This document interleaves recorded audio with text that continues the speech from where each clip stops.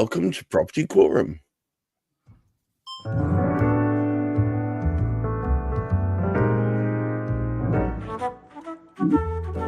Ever, I'm joined by the stalwarts of Property Quorum, that's Hamish, McLay, and of course Chris Gilsenan. But we are missing one. I believe she will be popping there. Of course, Baboolal, Hamish, McLay, of course, of Search Convey, Chris Gilsenan of Root Home. And today we're also joined by Dave Symondson, who's the director of DevBrock. Now, today we're talking about the interesting and perhaps poignant sudden rise in stamp duty and its effect on the housing market.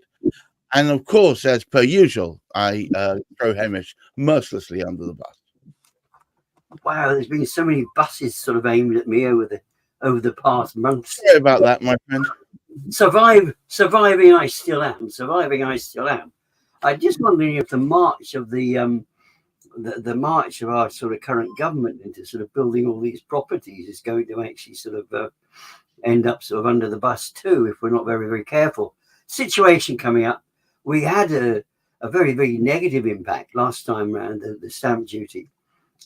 We called it the stamp duty holiday, and it sort of it frazzled so many solicitors because the big demand for people to try and get their stuff sort of over the line before anything changed. So we've got the stamp duty, which is going to rise, or depending on how you look at it, your ability to escape paying stamp duty is reduced quite significantly come April. Impact is going to sort of vary. What happened the last time round? There was a big rush beforehand. As a consequence, because we have so many, whether we call them big bad builders or master builders, whatever the heck we want to call them, we had a massive stopover, because what happened after the stamp duty changed last time round, they stopped building. They stopped building for the reason the houses weren't moving. So they stopped. Now, is that going to impact? There's lots of things that can come about as a consequence. Every action has a reaction, as we sort of learned in physics, or it was physics, wasn't it? Yes. Oh, yes. So, I mean, that to me, it is a topic, and I think it will vary where we sit in the marketplace. And the likes, of course, of where Dave is actually sat. I mean, it's going to have an impact in terms of what he does, and I'm sure it will do with sort of Chris as well. If we manage to get Juliet today, it'd be absolutely great. I don't know if she'll come, because obviously she could actually put in perspective what we say, but this is the first time we're speaking about it. I think it would be worth bringing the topic up later on anyway for a discussion. However, our thoughts at the moment could be very, very interesting, because there can be an impact for, if you like, those who are contemplating a move. Good morning, Chris. It just seems to me, as Dave mentioned earlier, that they're once again attacking the wrong end of the marketplace. It's an interesting one that they're targeting first-time buyers specifically. So yeah, I'm surprised that they're trying to, or aiming at removing that or reducing some of the reductions that are available to first-time buyers. They're the ones that are really struggling the most to get onto the housing market in the first place. Right. So they could do with as much help as possible, really. But we've seen this before. The government messes around with stamp duty, land tax, and then there's a huge flurry for everyone to get their completions done before the deadline comes in. And the last time this happened, was it 2020, 2019? I can't remember. Anyway, the last time this happened, there was a big flurry of activity around it all, and people in their wisdom were spending as much, or if not more, on legal fees to get case files expedited, more than the cost of the saving. So it's Are you saying that the only people that really benefit from this are the lawyers? Sometimes you just got to be aware. You just got to go into each transaction with your eyes wide open and see what the actual cost benefit is. I'm surprised that they're not hammering the investor market. I mean, they have already putting an extra levy on stamp duty and a further levy for international buyers on what they call second properties. It's really investment properties. So yeah, that's already in place, and they can quite easily increase that to kind of control that element of the market, and that would restrict supply or reduce the demand rather from the international investors or from the investment world, but also give those benefits, pass those benefits in kind, or back onto the first-time buyers by alleviating the stresses that are on the supply, probably opening up a bit more supply for them to get involved in, and also not punitively punishing them through the taxes. I mean, forgive me if I'm wrong, but and I would love to be corrected, but I'm not familiar with a country that's ever taxed its way into prosperity. I don't think there is one of those, is there? Tax its way to damnation, I think. Dave, good morning to you, sir. Good morning, Gareth. It seems to me that by shaking the tree and only taking those that barely clung onto it off, that you're doing your very best to destroy a market that's potentially about to go into freefall. Yeah, absolutely, Gareth. I mean, of course, we can always hope that they do a U-turn and that this doesn't kick in April. But it's very fashionable doing U-turns, isn't it? It is indeed. But ultimately, it is the first-time buyer market that's being affected. As Chris has already alluded, obviously on investor properties and people buying from abroad, there's taxation there, but ultimately at the moment we need as much money coming into the country as possible. We need to have a really uplifted economy. There's lots of things that are broken, and we need some fixes. So although I think we all appreciate that higher taxation is coming in whatever form, the housing market needs a boost, but also I cautiously say that it needs to be a boost that's sustainable and steady rather than explosive. So I think we need more money coming into the country. We need to encourage people onto the housing market. And it wouldn't surprise me if there was a U-turn on the current proposals. But as it is, it's impacting those that need it most, which are the first-time buyers, and those at the higher end are not proposed to be changed. I mean, one could be forgiven in thinking that the current crop of governmental understudies seem to be picking on the very people who are at the worst end, that have got the worst options available to them. First of all, they attacked the pensioners, and now they're attacking the first-time buyers. Yeah, as always, it is the case, getting the balance on taxation. But I think what we've all seen over the last few years in terms of tax, it's having a bigger impact on the middle class market than I think most people would have realised, and it's affecting, not those at the top end, but those that thought that they were sitting relatively comfortable. They're being massively impacted as well. So it does need a complete overhaul and get the balance right and get the economy going. Hamish, it just seems to be that we've changed the colour of the hue of those in power, but the basic policy, which seems to be reward the wealthy and the business and stamp on the little man or little person or whatever, seems to be continuing. It does actually sort of seem that way. That there is actually sort of no discernment in terms of what the government proposals are. One would have thought, actually, particularly with the Labour Party coming in, they would have had that little bit more sort of concern for the man in the street. I mean, the concern to me is, and because this is the end of the market where Dave's working particularly, is if there is an element of concern with people, there is an element of hesitancy, any projects that people were contemplating, they're just going to hold back on. And we know it takes such a long time for that project from start to finish. And if they're holding back on the start, where does that leave us in terms of sort of moving forward to get the number of houses that we do want to get?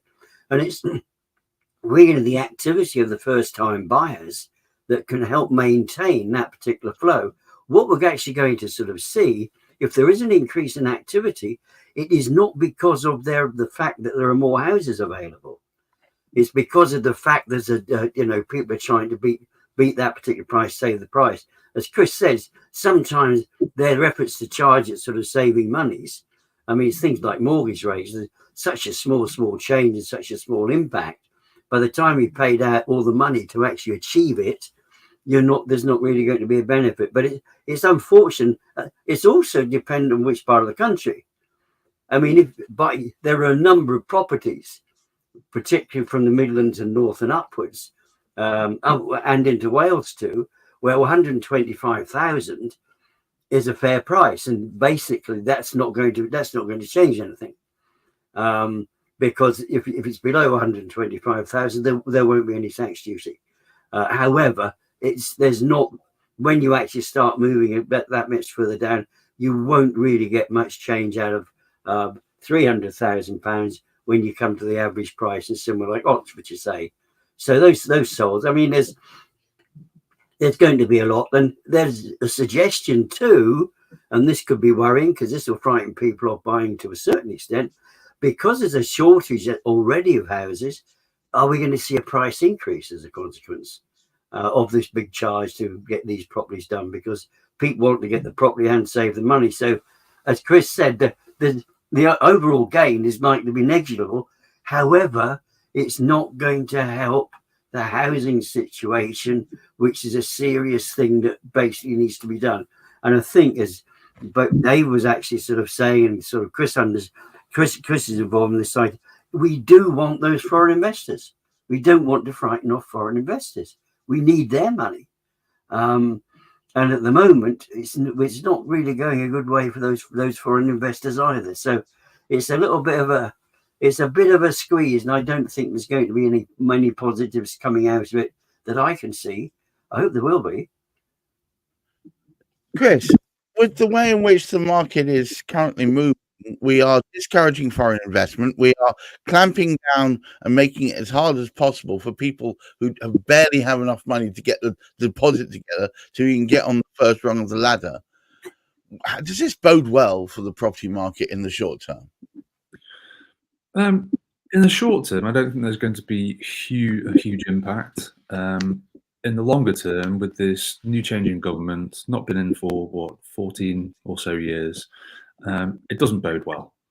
They're 1/20th of the way into their 5-year term at this point.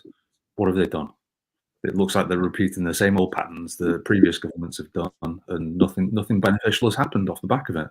So they've managed to pick policies which definitely have a negative impact already. To me, it felt like there were several open goals that have been missed here. Yeah, which is mind-blowing. It's staggering that they're missing these huge opportunities to win.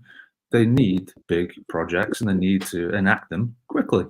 So they have all these facilities around them. They have all the knowledge and all the reporting. It's all been done. So they know what really does need to happen. It's just they need to switch their brains into actually delivering on those projects and turning them on. They need to flip the switch. So it remains to be seen. So I don't think that there's going to be short-term turmoil. However, if they don't turn the corner, if they don't start to turn on these projects, if they don't start to tip the balance in favour of what they even came to power on, it's just business as usual. So I'm not hopeful if that's the case. Dave, I'm surprised there hasn't been top line news in all the big Tory newspapers out there trumpeting how marvellous this effective stamp duty holiday will be. It's not really a holiday at all, is it? It's a hiatus before they stab us once more. But I'm just surprised that there hasn't been a big furore about it. I believe the poor first-time buyers are being given the kibosh once again. Yeah, and I would agree, Gareth. I think there is so many problems within the economy that need sorting out. Housing is obviously a major part of it. The repercussions that has upon the construction industry. Many of those work tirelessly hard for very, very low margins. So it massively affects so many aspects of so many people that working in the British economy.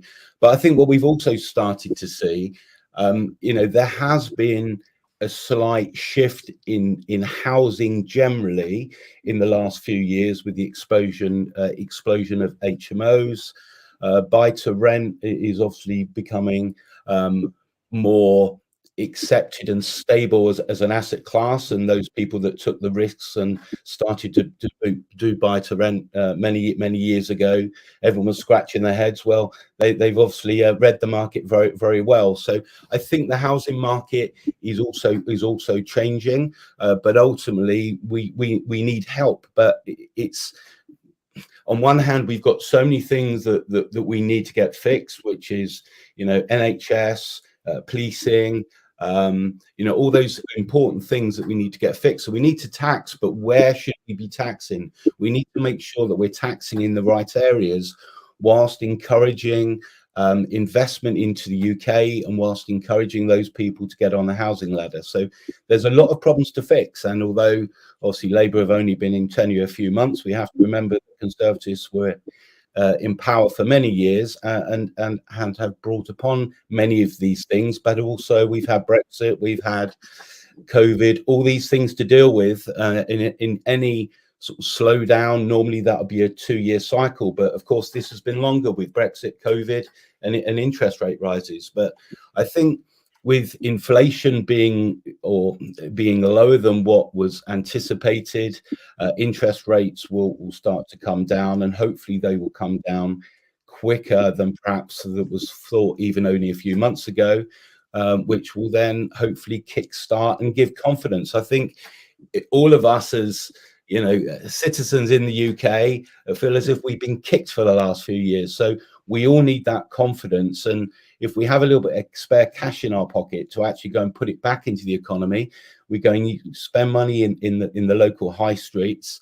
That hopefully will give us all that confidence factor, and we hopefully will start to see some positivity. Wow. Hamish,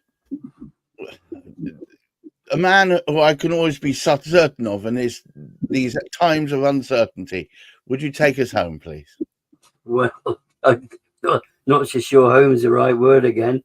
It is interesting. The cost of living does continue to increase. It is impacting. And what is quite fascinating, what came up and I picked up recently, this week, in fact, it was speaking about the Polish community. Well, the Polish community were quite significant whilst we were within the European community relative to the house building process. Brexit, of course, meant they needed to get, or COVID, we don't know which it was, whether it was the arrival of COVID. It was lockdown. Let's get back to it. It was lockdown. It wasn't COVID at all. It was the lockdown which caused the problem. An awful lot of them needed to get back home because they couldn't be doing anything, which was a bit of a shame because we found the building industry could have carried on building. However, the economy in Poland has improved so significantly. What happened previously, the Polish workers would come over to the UK and they would work in the UK and they could be sending money back home. Now, because of the Polish community, because they're making that much more money at home now, because their economy, I think, is twice, it is impacted. They're running so much higher. There is no point. By the time they get over the UK and the cost of living over the UK, to try and send something back, it's almost, so we're not going to get that support. And there is that concern. Do we have enough people to support the build along with everything? There's a whole stack of things. As Dave sort of said, what are we going to actually sort of do?